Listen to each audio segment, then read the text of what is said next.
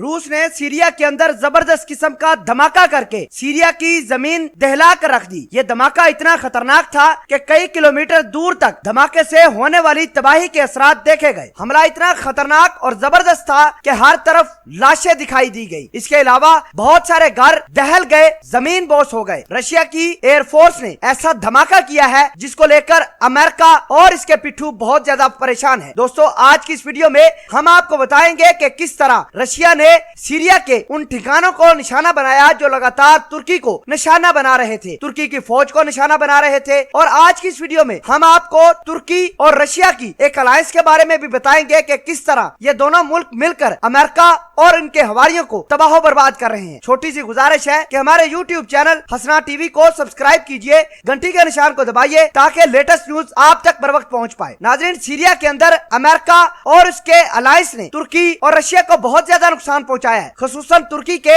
बहुत सारे फौजी भी शहीद हुए हैं। न सिर्फ सीरिया के अंदर बल्कि लीबिया के अंदर भी तुर्की के मिसाइल सिस्टम को, एयरफोर्स को और बहुत सारे फौजी शहीद हो गए हैं। इतलात के मुताबिक इस महीने के अंदर तुर्की के तकरीबन 25 से 30 फौजी लीबिया के दहशतगर्द तंजीमों को, जिसको अमेरिका सपोर्ट करता है, उन्होंने शहीद किया है। लगातार तुर्की के काफिलों को लीबिया के अंदर और सीरिया के अंदर निशाना बनाया जा रहा है। तुर्की के फौजियों को बहुत ज्यादा नुकसान भी हुआ है। अब आपको ये बता दें कि अमेरिका उस वक्त से तुर्की के पीछे लगा हुआ है, उसकी फौज को निशाना बना रहा है जब से तुर्की ने अमेरिका का साथ छोड़कर रशिया का साथ देना शुरू किया है। अब रशिया की फौज ने उन तमाम ठिकानों को निशाना बनाने का ऐलान किया है जहां से अमेरिका दहशतगर्दों को पैसे, ट्रेनिंग और वेपन देकर तुर्की की फौज पर निशाना बनवाता था। अब रशिया की एयरफोर्स ने वहां पर अटैक करना शुरू कर दिया है। नाजरीन, एतराज ये है कि अब सीरिया और लीबिया दोनों के अंदर दहशतगर्द तंजीम जो कि लगातार अमेरिका से पैसे लेकर अमेरिका की सपोर्ट से रशिया और तुर्की की फौज को निशाना बना रही थी, उनके ऊपर अटैक करेंगे। तुर्की और रशिया बहुत बड़ा ऑपरेशन लॉन्च करने की फिराक में भी बैठे हुए हैं और ये ऑपरेशन लीबिया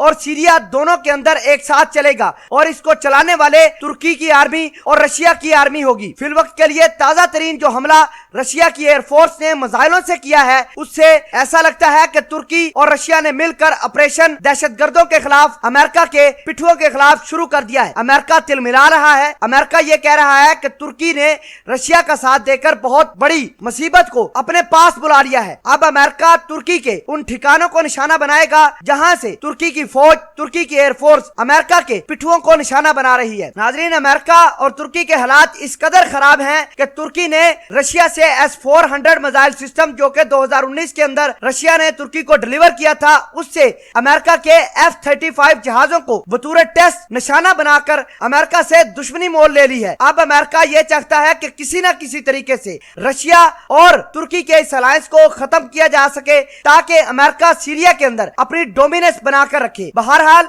रशिया ने अपने missile system, surveillance system activate कर दिए हैं और अगर कोई अमेरिका का पिट्ठू जहाज लेकर तुर्की के काफिलों को या रशिया के फौजी काफिलों को निशाना बनाता है तो रशिया उन्हीं अपने सर्विलेंस सिस्टम को इस्तेमाल करके उनके जहाजों को निस्तो नबूद करेगा। आजकल इतलात यह है कि रशिया ने अपना S-400 मिसाइल सिस्टम इदलिब के अंदर तैनात किया है और इदलिब के अंदर मौजूद अमेरिका के जो सपोर्टर हैं, दहशतगर्द तंजीम जो रशिया और तुर्की को निशाना बना रही हैं, उनके फौजी ठिकानों पर हमला कर सकता है।